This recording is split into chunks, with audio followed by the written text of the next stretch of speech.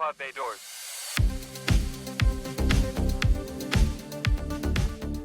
You all know me. You know what I do for a living.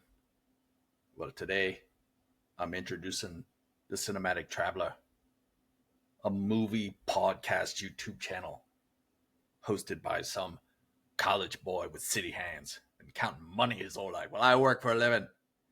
Why has he got me behind this microphone? I need to be out there catching sharks. Like that big great white with black eyes, doll's eyes. You know him. You all call him Jaws. Well, on this episode, you're going to hear about Jaws. You're going to get to play trivia. And you're going to get the sexiest host in all the podcast YouTube universe. You're going to get the whole damn thing. Now, before we start, why don't you put a barrel in the follow or subscribe button? Why don't you leave comments? Leave a review. It's the least you could do for this entertainment. Hoopa! Quit playing with yourself and let's get this show started.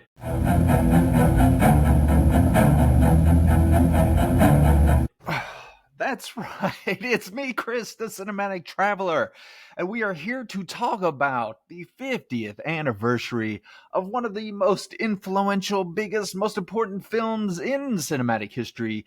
And that is, of course, Jaws, directed by Senor Spielbergo, or you know him as Steven Spielberg. And I just want to take a moment to thank our celebrity, poorly impersonated guest. Yes, Captain Quint, thank you for that legendary introduction to the show that will be long remembered. Or hopefully, maybe not. I don't know. It depends on how it turned out. But anyway, I'm so excited to be talking to you about this movie. I do love Jaws. Who doesn't love Jaws? It's one of my all-time favorite movies. And of course, like I said in my last episode, every podcaster or YouTube that has a movie channel is doing some kind of Jaws episode. Like I said, this is the 50th anniversary, so we do have to celebrate it.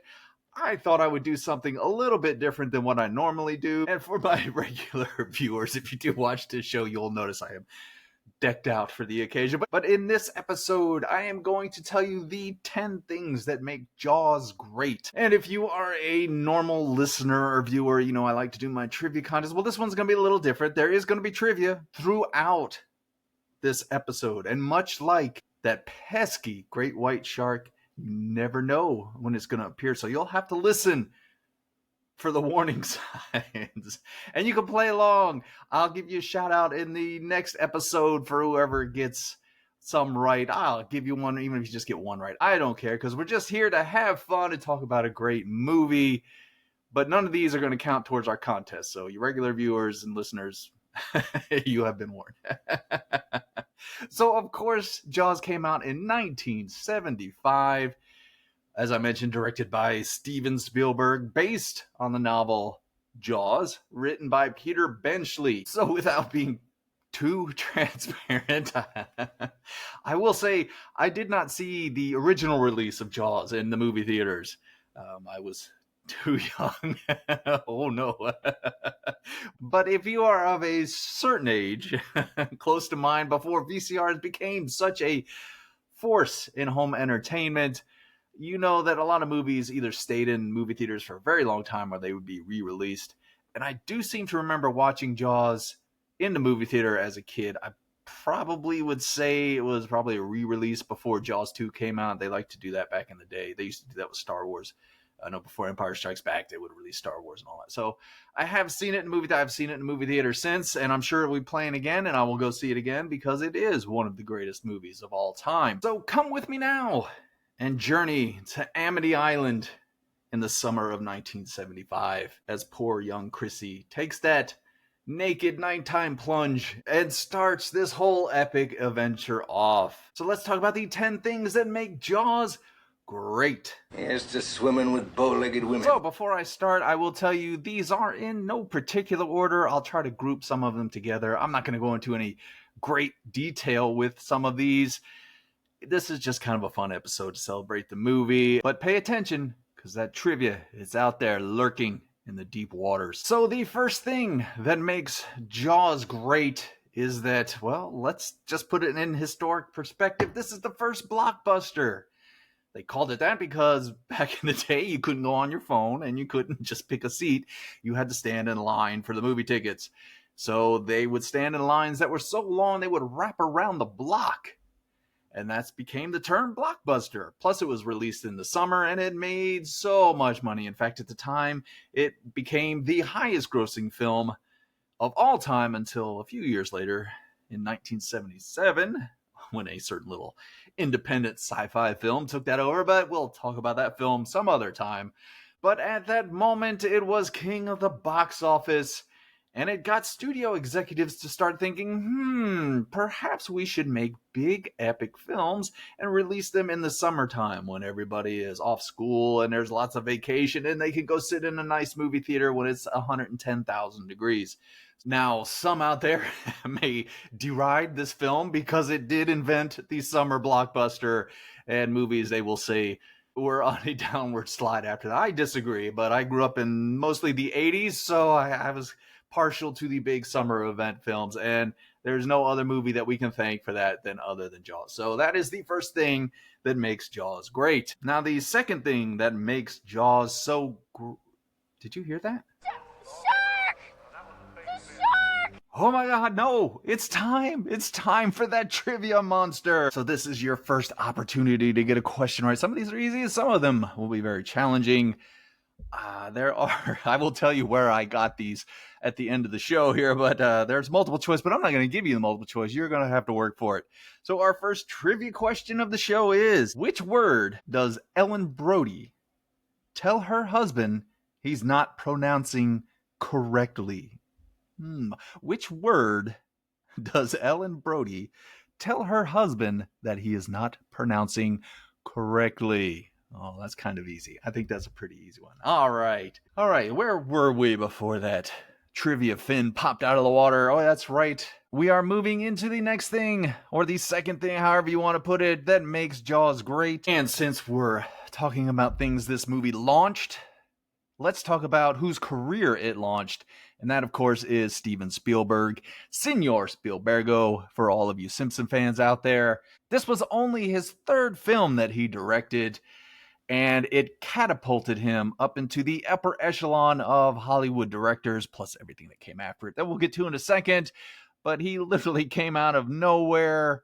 He had done some TV work and some lesser known movies before this hit. But of course, once this movie made a shit ton of money, he was off like a rocket. But not just because of the money. Let's give him credit where credit is due. This is early Spielberg, which we all love because he had a little mean streak in him back in the day. And if you don't believe me, he did have the shark eat a dog in this movie. And a kid in a bloody fashion. So yeah, it was a PG movie too. That's crazy. Anyway, this is an exceptional directing job. I know we've all seen it. Come on, you know it is. It pulls you in. The way he uses not seeing the shark, again, something we're going to get to later, to heighten the suspense of this film is absolutely incredible. Of course, he was forced to do that, but that was a clever move for him to make. Also, putting this movie in the actual ocean, while again, we'll get to some of the issues they had with that. It was a big step outside of the Hollywood norm in which they filmed water or ocean movies in big, water-filled tubs out in Hollywood and all that stuff to make it easier on everybody.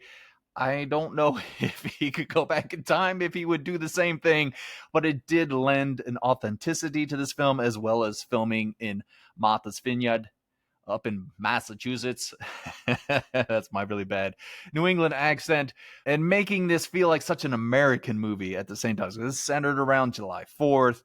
You have an amazing cast we'll get to later. He gets exceptional performances out of everyone, and he has just some incredible cinematography. Come on. The zoom dolly shot on the beach of Roy Scheider when the shark eats poor little Alex Kintner is legendary. Of course, the script is legendary as well. Again, it's based off the novel by Peter Benchley, who also did a draft of the script. But if you know any of the lore, the behind-the-scenes lore, there were so many hands involved. Most notably, Carl Gottlieb. He did most of the work on there, but you had Steven Spielberg himself interjecting some pages, as well as John Milius. Hell, even Robert Shaw got a crack at some stuff. And of course, Spielberg allowed his 3 lead actors to improvise and ad-lib as they could throughout the movie. Just an exceptional feat of direction, and it was only his third movie. Should I go on? I mean, after this, his career just took off. Close Encounters of the Third Kind. 1941, which has a little parody scene of this movie. I know a lot of people don't like that movie. I think it's kind of dumb and funny, but that's just me.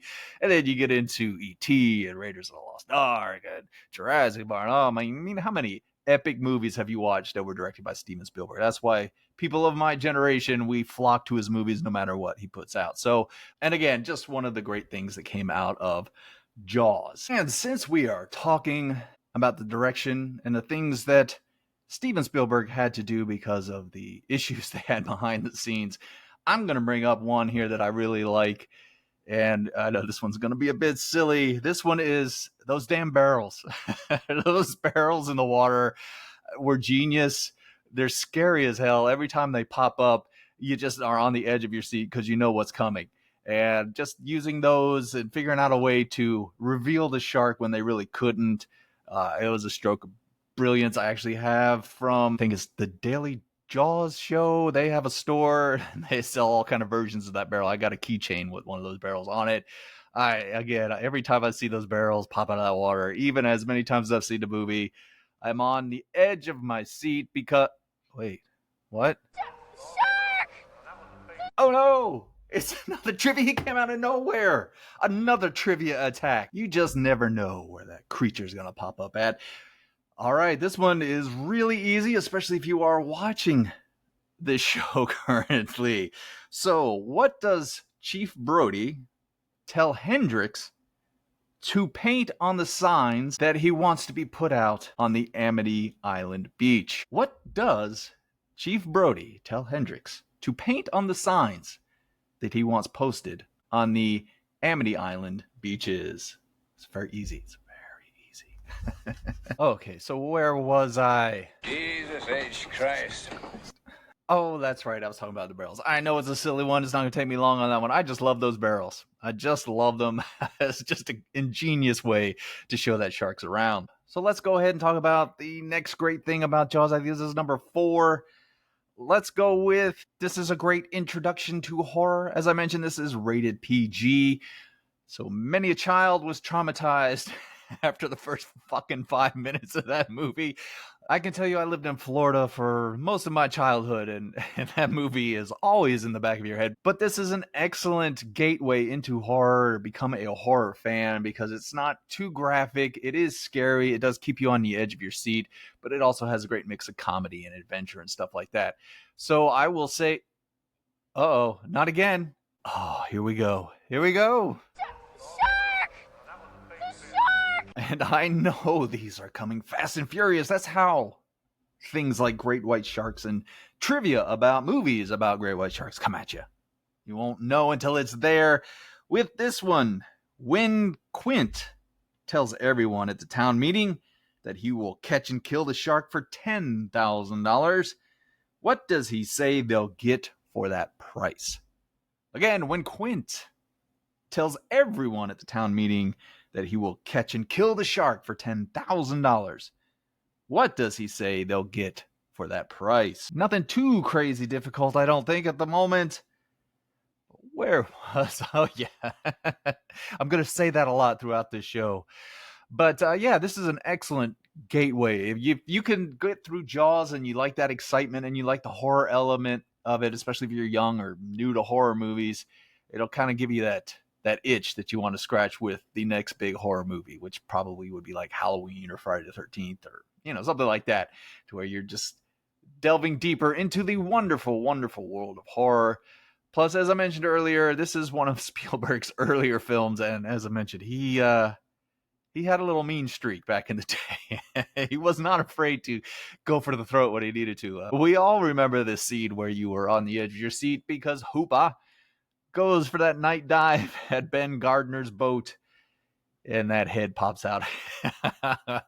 I'm sure that everybody in that movie theater in 1975, their skeletons leapt out of their skin when that head popped out. So yeah, this movie is a great introduction into the horror genre for those who might be a little squeamish or might be new to it.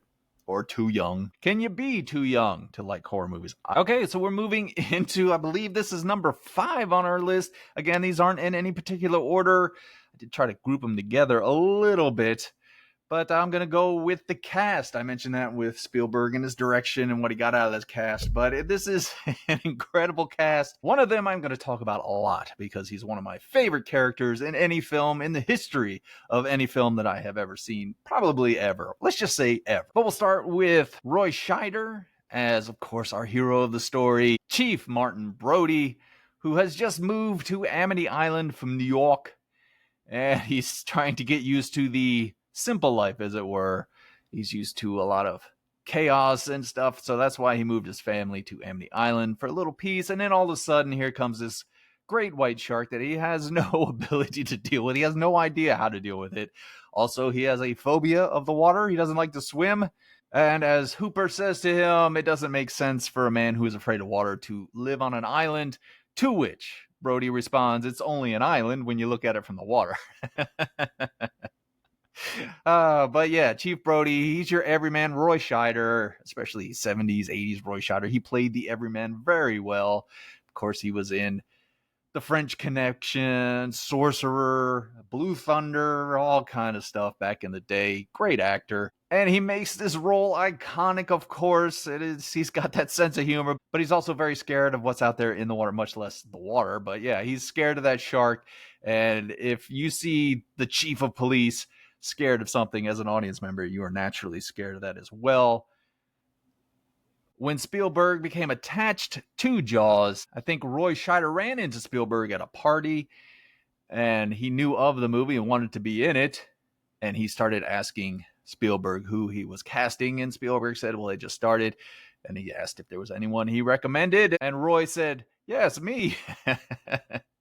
And that's how he got the part. Of course, the second famous actor in the big three, and this will tip off on the section that I am going to talk exclusively about one performance and one character.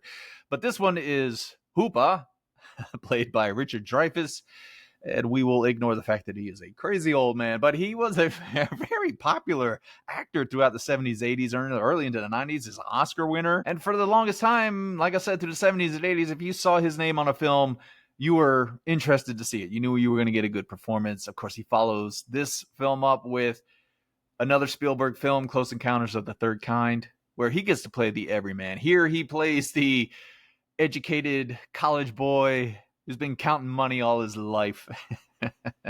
And he is he's from the Institute, the Marine Institute, and he's here to figure out what kind of shark they got and how they can kill it. He can also do an autopsy, and he could tell you this was no boating accident. This was no barracuda. This wasn't even Jack the Ripper. But he's great in this movie.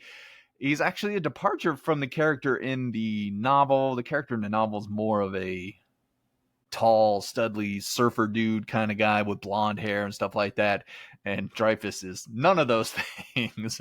But again, much like Roy Scheider, he plays the comedy very well. He can ad-lib with the best of them. But you know when he's scared, and this guy's a shark expert, but when he's scared, you know that shit's going to go bad. Yeah, I mean, when he's getting into the cage and he's like, I got no spit, you're just like, oh my God, Hooper's going to die. We all love Hooper. And he's going to die. And his clashes with Quint through the second half of the movie are priceless.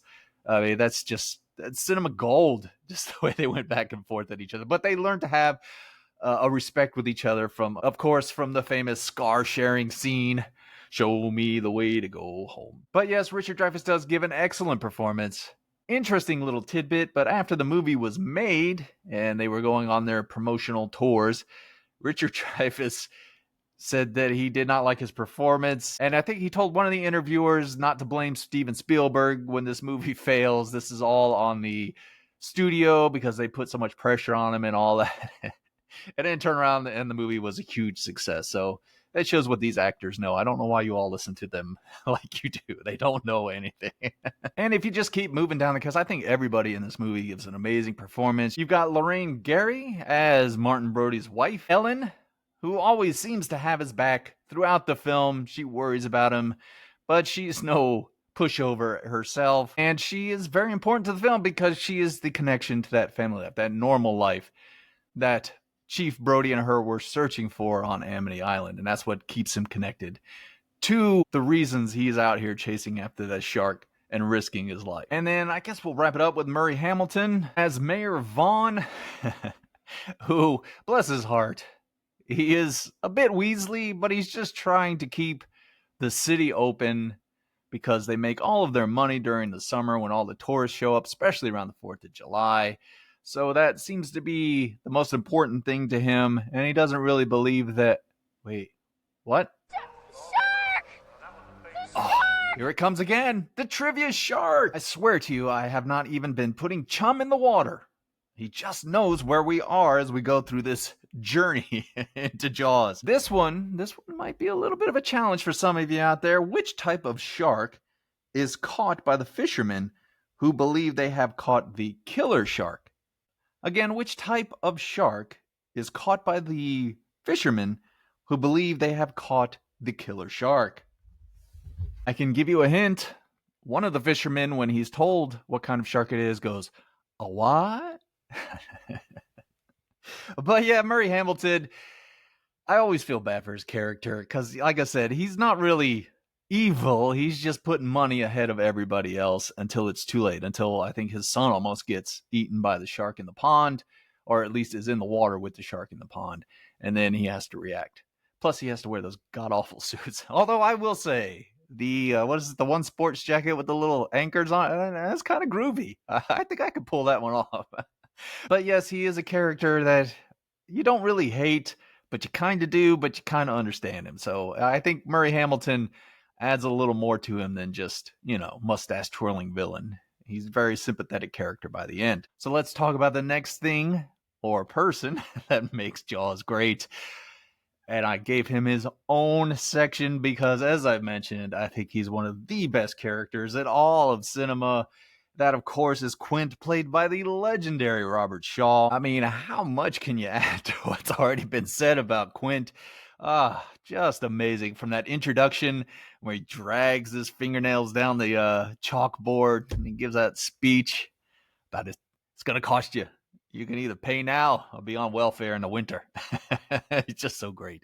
He's so great. And Spielberg is so wise. It's much like the shark. He just gives you a little taste of Quint right there at that meeting. And then Quint kind of goes away for a while. And then the second half of the movie, he steals the movie. Robert Shaw is having a blast with this character. He kind of knows what type of movie this is.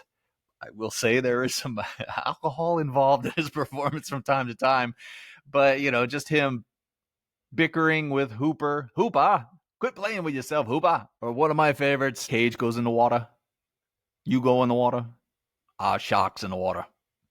Farewell and adieu to you fair Spanish ladies. Farewell and adieu, you ladies of Spain.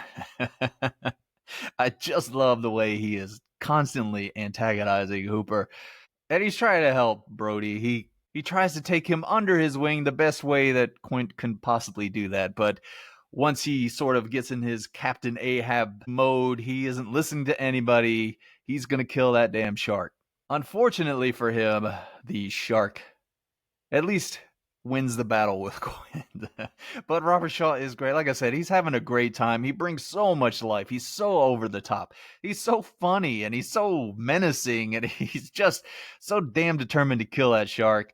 And I mean, come on, who can forget the great USS Indianapolis speech? A little behind the scenes. I know we haven't gotten there yet, but he did that one first. He did that one drunk because he went to Spielberg and he said, maybe I should do this drunk since the character's drunk. And it came out terrible. And he came back the next day and he apologized and he did it sober and he nailed it. And it's one of those scenes, again, keep you on the edge. You think the shark can keep you on the edge of your seat. Quint can do that just the way he delivers that story. We delivered the bomb. And I make no apologies for my fandom of Quint. I watch Jaws when it's on because of Quint. I mean, it's a great movie all around, but god damn, when he comes in the movie, it's just perfection. Uh-oh. I think... Shark! Here it is again. He came back fast that time. He must have heard me talking about Quint. Comes our next trivia question. Are you paying attention? How you think you're doing so far? This one's a little more challenging. I'm not going to lie to you. What does Hoopa offer Brody whilst they are out on his boat at night looking for the shark? Again, What does Hoopa offer Brody whilst they are out on his boat at night looking for the shark? And I'm not gonna lie to you, I may have miscounted my trivia and my my list. They may not be coordinated with each other. Jesus H. Yes, Christ. I know. All right.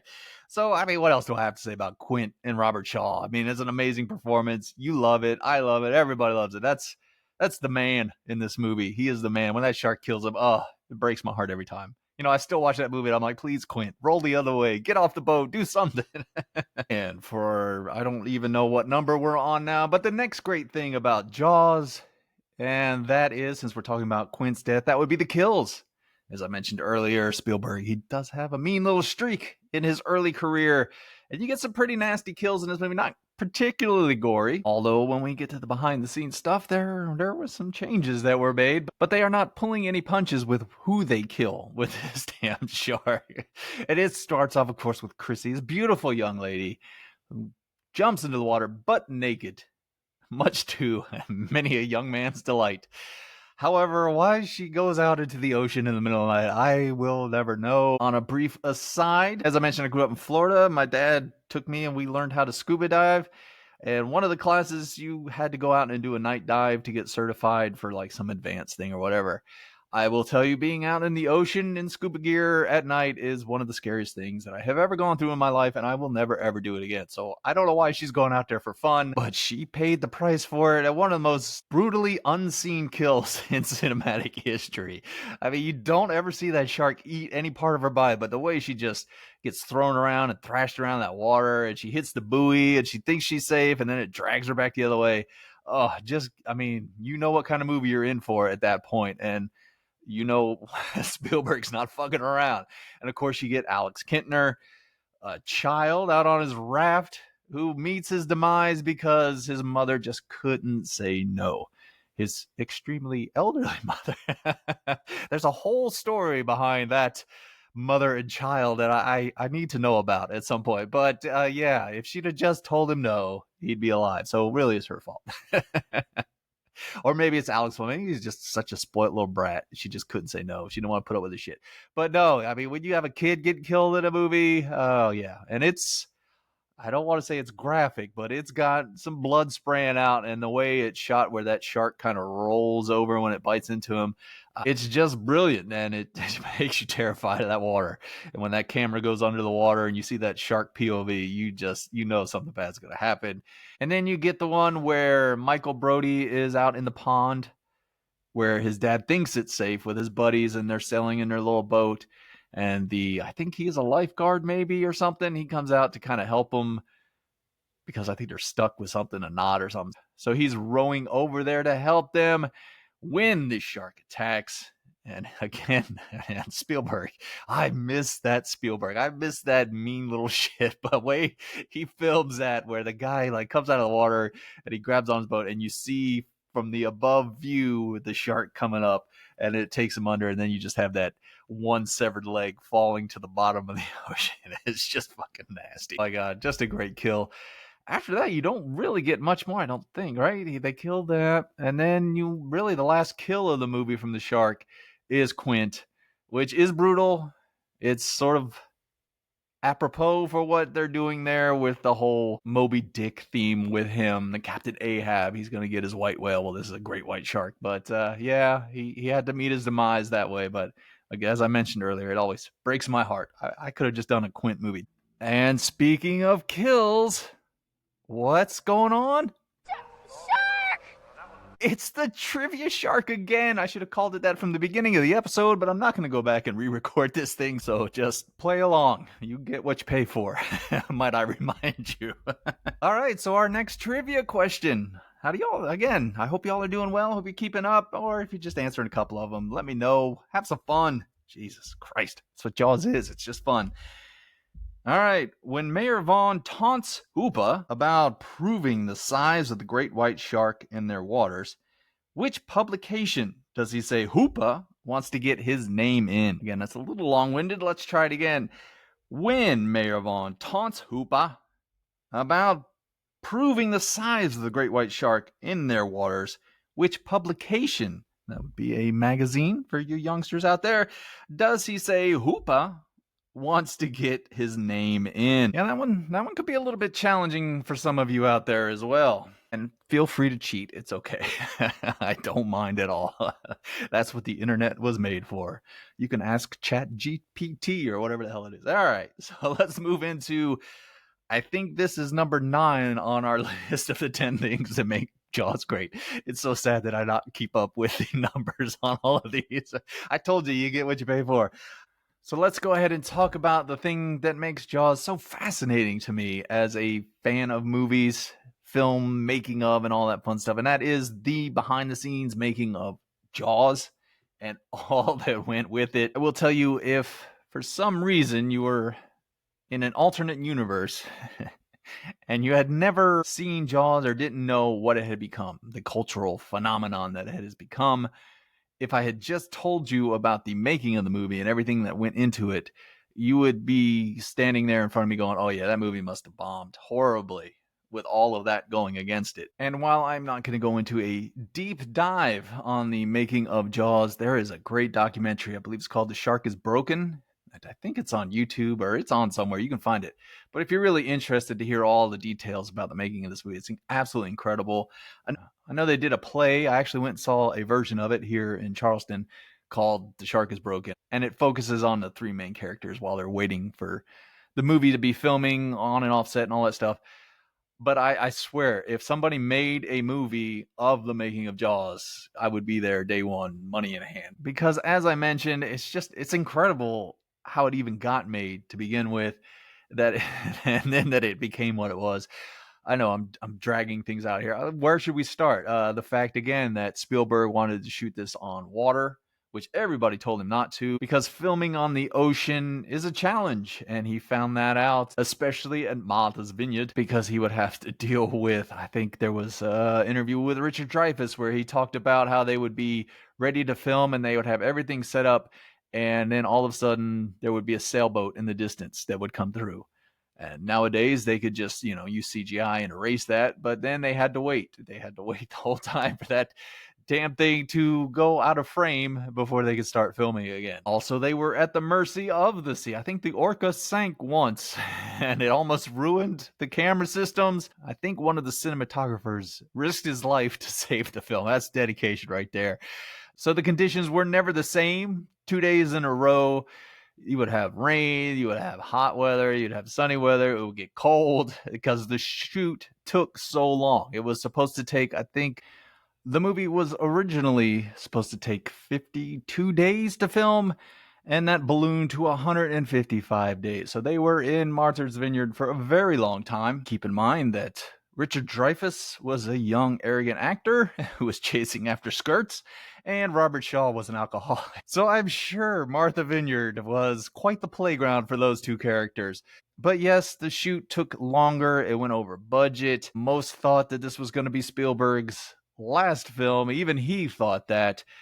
The crew was getting anxious to get the hell out of there. That's why Steven Spielberg started a tradition with this film for 2 reasons. He left prior to the final shot of the film because he thought the crew was going to throw him into the water.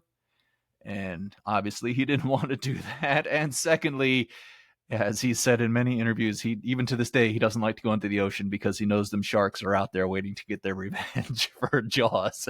So, yeah, it was a very complicated and difficult shoot. As I mentioned with the water, they had built Bruce the shark, the mechanized shark. It worked fine in California in the freshwater tanks that they were using. So the script had many instances where you get to see the shark. Apparently in the original version, if it would have been filmed the way it was supposed to, you'd have seen a lot of that fake shark, which I absolutely love, and I don't care who says it looks fake. I love it. I wish it looked fucking faker. But at any rate, they took it out to the ocean, and when they first put it into the water, all of the electrical circuits mixed with that salt water, and it stopped working. So that's why they call that making of film, The Shark is Still Broken, because I think Dreyfuss and Scheider, one of them in their interviews, would say they would be out on their boat, the Orca, getting ready for their scene, and they would hear someone come across and go, "The shark is broken." the shark is broken. And they knew they weren't going to get anything filmed that day. So again, another huge obstacle. You're making a movie about a killer shark in which you cannot really get the killer shark to work. Which is, again, I bring back the barrels. Amazing directing choice to use the barrels, to use the underwater point of view shots from the shark, and will mix with the final great thing about this movie that creates a lot of tension and suspense and horror by not even seeing anything. Your imagination takes over in a lot of places in Jaws. But you also have as I mentioned, the infighting between Robert Shaw and Richard Dreyfuss. Now, there are multiple conflicting rumors about that, whether it was a real animosity towards each other. I know Richard Dreyfuss says he has aged. He's been very complimentary of Robert Shaw and said that he was a wonderful gentleman as long as he was sober. But he did push his buttons and he tried to get a reaction out of him. Dreyfuss would say that was because that's what their characters were. They were sort of antagonists to each other. So that's why he did it. Maybe Shaw just didn't like Dreyfuss and was picking on. They were different generations of people. You know, Robert Shaw came from sort of that World War II generation, whereas Dreyfuss was young. I think he was in his 20s when he's coming out, kind of the hippie generation.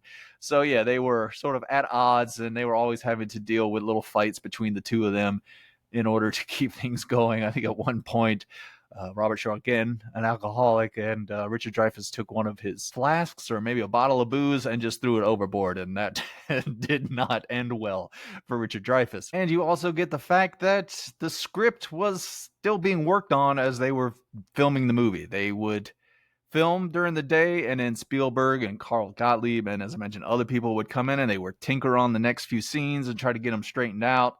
I think the Indianapolis scene, I don't know how many rewrites they did on that, but it was this long, I don't know how many pages it was, but it was started out as this long script, and it went on and on and on, and they had someone else kind of whittle it down, and then Robert Shaw got the final version and was like, no, this is way too long. So he worked on it and whittled it down to the epic scene that we get there. So for all of us nowadays, you look at budgets and everything like that, and what destroys movies, all the simplest things now that bring movies down, an actor saying the wrong thing on social media. Thank God there was no social media back then, or this movie would have failed. But you think about what it went through. I mean, you got script rewrites, you got actors at each other's throats, you got problems with cameras and shooting, and the shark's not working. This movie should have failed. And instead it became, like I said, a cultural phenomenon, the highest grossing movie of the time, and it set the precedent for summer blockbusters. So an amazing, like I said, if you ever get a chance to watch any behind the scenes stuff with Jaws, go watch it. I did tell you that the shark is broken. That's probably the best one that I've seen. It also has some cool stuff with some extra footage from some of the scenes. The Kittner scene where he gets killed was a little more bloodier.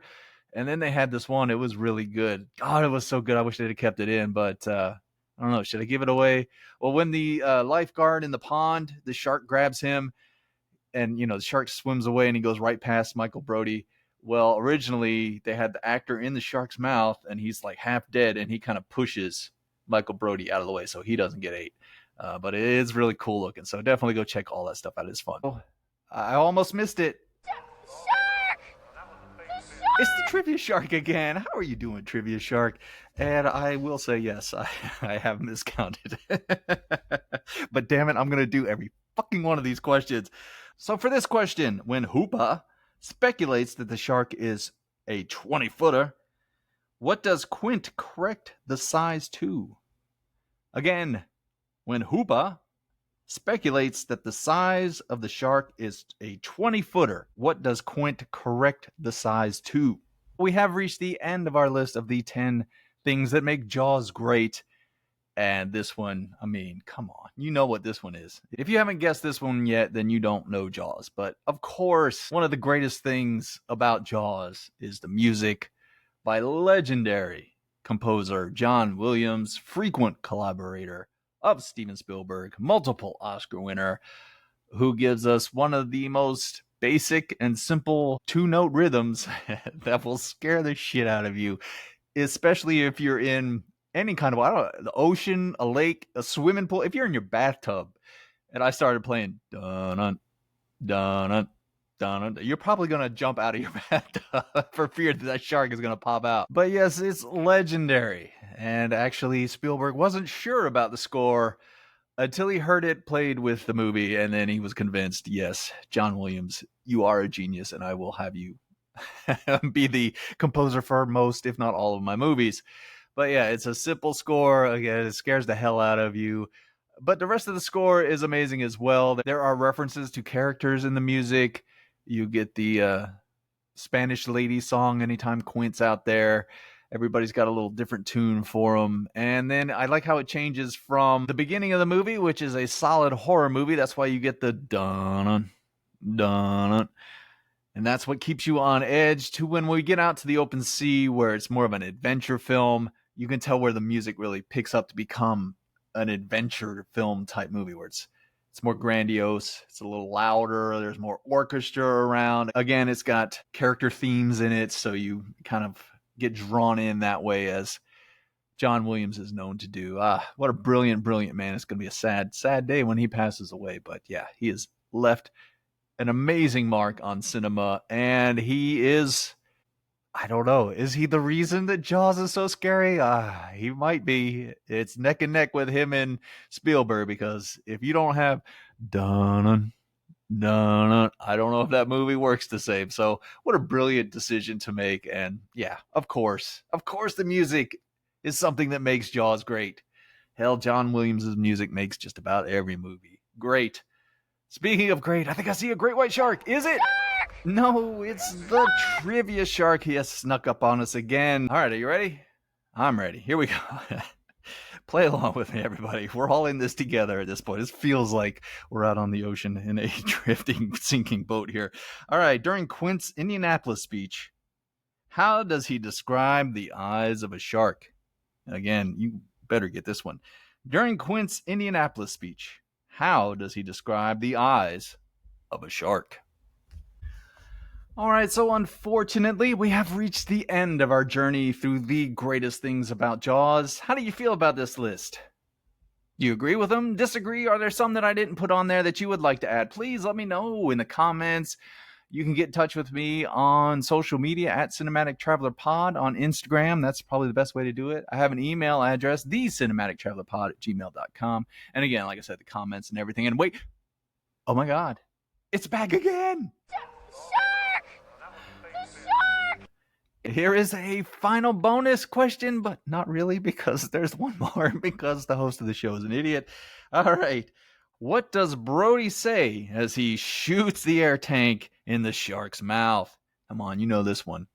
What does Brody say as he shoots the air tank in the shark's mouth? Oh, that's legendary. If you don't get that, I'm ashamed. I'm ashamed of you.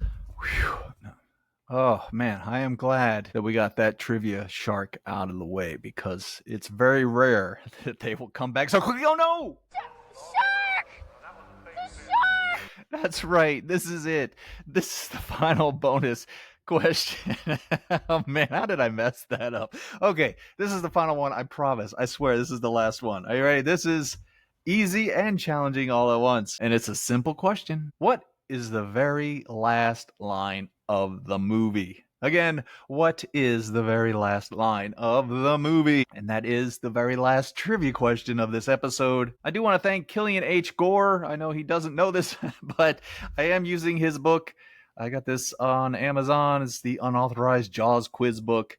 So yeah, if you want to go check that out, it's got a lot of questions on it. There were some where, even as many times as I've seen the movie, I was like, damn, what is the answer to that question? So I did want to give him credit and let you know that that's there. I would put some kind of link, but I don't know how to do that. So we have reached the end of this fun little episode. I hope you had a good time. Go out and watch Jaws, celebrate the 50th anniversary of this film at some point this year, because again, it is legendary. It is an important film in cinematic history. It's an important film in Steven Spielberg's history. Plus, come on, you get to hang out with Quint for a couple of hours. That's worth it. I would have just loved to hang out with Quint, have a drink. Man, that would have been the best. But hopefully you are still here listening, because if I did, that means I did something right. So if you could please follow, subscribe, rate the show, I'd appreciate it. I will be doing a review this weekend coming up. I think this weekend is 28 years later. Looking forward to that. Another horror movie. You know, I do love horror movies. So you can come back. I'll have that out at the beginning of the week, Sunday or Monday, and we'll be back to our normal formula. Now, before I go, I just want to thank you for taking the time out of your day to watch or listen to my show. I greatly appreciate you as an audience member. And I tell everyone, I know that I have the smartest and sexiest audience in all the podcast or YouTuber universe, and you never fail to live up to those high standards. Of course, this trivia contest in this episode might test the theory that you are a smart audience. Nah, of course you are. You listening to me, you got to be smart. Now, as you are traveling around on this blue and green ball, bouncing through the cosmos, trying to avoid pesky trivia sharks, I need you to do one thing for me. Go out and do that voodoo that you do so well. Farewell and adieu to you fair Spanish ladies.